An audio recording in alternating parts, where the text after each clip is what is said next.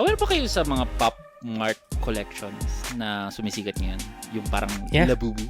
Yes. Bakit Lahat ng nasa feed ko, ganun, ang dami.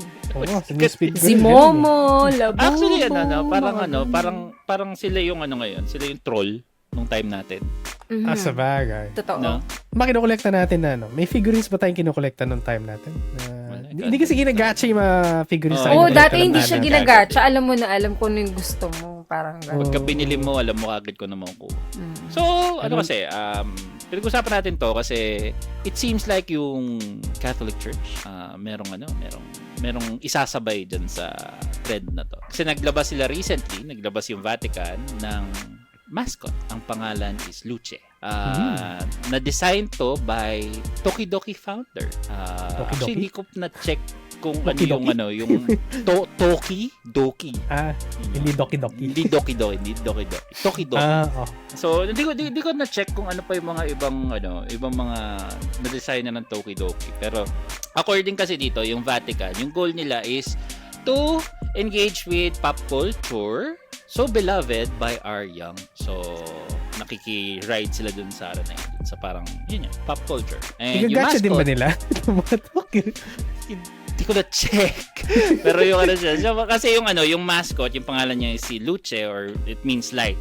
Italian yan. So, intended siya to engage with a younger audience and guide visitors through the Holy Year. So, Jubilee. Oo. Nalala ko yun. It's the time of the great Jubilee. Yeah. So, sinakto na. May mascot siya. May mascot sila ngayon. So, kung interested kayo sa mascot na yan, mag-debut siya at the Luca Comics and Games. Basically, ito yung Italy's celebrated convention para sa lahat ng comics, video games, and fantasy. So, kung hindi kayo makapunta sa Italy para sa launching na yon, magkakaroon ng expo sa Osaka by 2025. March ba to? Sasabay ba? Ewan. So, papakilala talaga nila si Luce as may unveiling to. Nakasilong pa. Magiging parang collector's brand item ambassador, to. parang gano'n. Nakikita ko na magiging collector's item to sa mga for sure. Pero may question ako dito. Ito ba yung ipapalit nila dun sa mga, di ba, yung mga religious people, may stante sila eh. So, ilalagay ba nila doon? Grabe. Or itatagay sila ng kama? Seryosong tanong. Saan nila ilalagay ito? Pwede nating tanongin ng Vatican. Holy ba siya? Actually, valid question kung technically holy, ba siya? Holy item ba siya?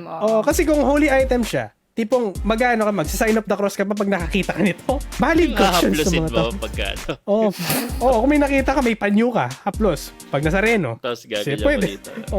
Puras pa rin sa'yo. Yan. So, shoutout po sa mga sumusunod. Shoutout po sa mga boys. Boys. Kila Nier. Puma.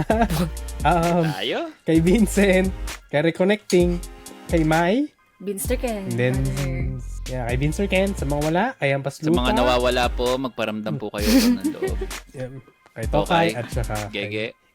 Gege. Yeah, yun lang.